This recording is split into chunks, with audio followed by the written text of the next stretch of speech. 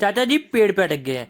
अब ये सोचो कि 70-80 साल का आदमी, बुजुर्ग आदमी, पेड़ पे चढ़ा तो चढ़ा कैसे? ठीक है, अब चढ़ गया तो अभी उतरा नहीं जा रहा।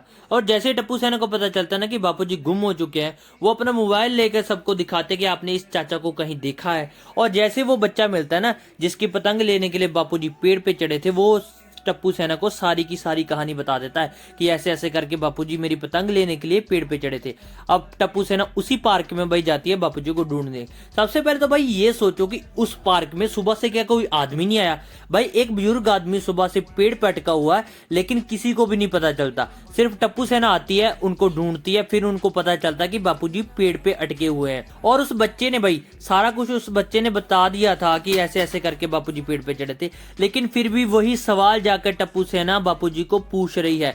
भाई एक तो बुजुर्ग आदमी सुबह से पेड़ पे चढ़ा है, वो इतनी टेंशन में, लेकिन आप उनको और भी ज्यादा टेंशन दे रहे हो। ये नहीं कि उनको कैसे उतारे, चिंता इनको ये नहीं कि बापूजी को कैसे उतारे, चिंता इनको ये है कि बापूजी ने ना तो सुबह से कुछ खाया है और ना ही पिया है। और बीड़े भाई फोन करके माधवी भाभी से खाना घर से मंगवा रहा है, ठीक।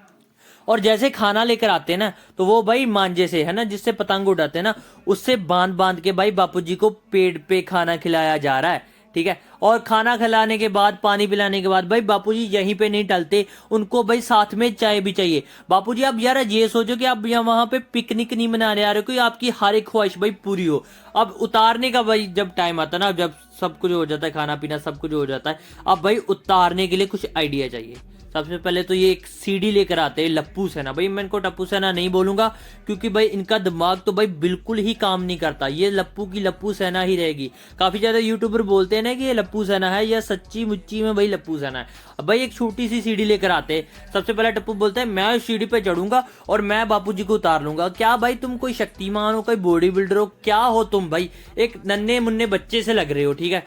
वैसे तो तुम काफी उम्र के हो मुझे पता है, लेकिन एक नन्हे मुन्ने से बच्चे से इतना बड़ा काम क्या हो सकता है कि वो 50 किलो के आदमी को उठाकर भाई नीचे लेकर आएगा, ठीक है। अब जैसे वो पेड़ पे चढ़ने के लिए सीढ़ी पे चढ़ता है ना, और जैसे वो सीढ़ी पे चढ़ता है वो भी टूटी हुई, या सच्ची मुच्ची में यह लप्पू है ना, ठीक है। अब बीड़े भाई घर से चादर लेकर आते हैं बापूजी को उतारने के लिए, घर से चादर लेकर आते हैं और भाई बोलते हैं कि बापूजी आप इस चादर में छलांग मार दो।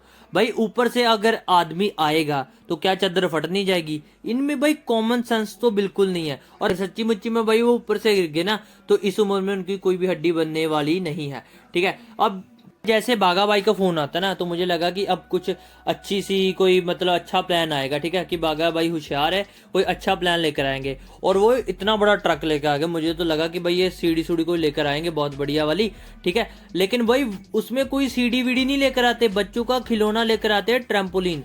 भाई देखो अगर भाई इतने बड़ा ट्रक लेकर आ रहे हो, उसमें ट्रैम्पोलिन लेकर आना था, आपको कोई बड़ी सारी सीढ़ी लेकर आनी थी जिससे बापूजी आसानी से उतर सकते थे।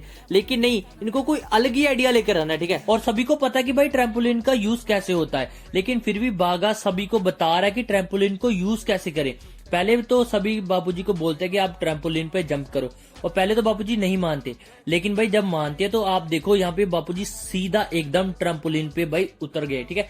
लेकिन उतरने के बाद ट्रैम्पोलिन जंप कर जाता है और बापूजी ऊपर की टहनी पर अटक जाते हैं फिर से, जिस टहनी पे पहले अटके थे ना वहां पर नहीं, उससे भी ऊपर, ठीक है। भाई इतना बड़ा पेड़ है, या नीचे भी गिर सकते थे, कुछ भी हो सकता था, उनको चोट भी लग सकती थी, और पेड़ की और किसी टहनी पर भी अटक सकते थे, लेकिन सीधा जाकर भाई ऊपर की टहनी पे कैसे पहुंच गए?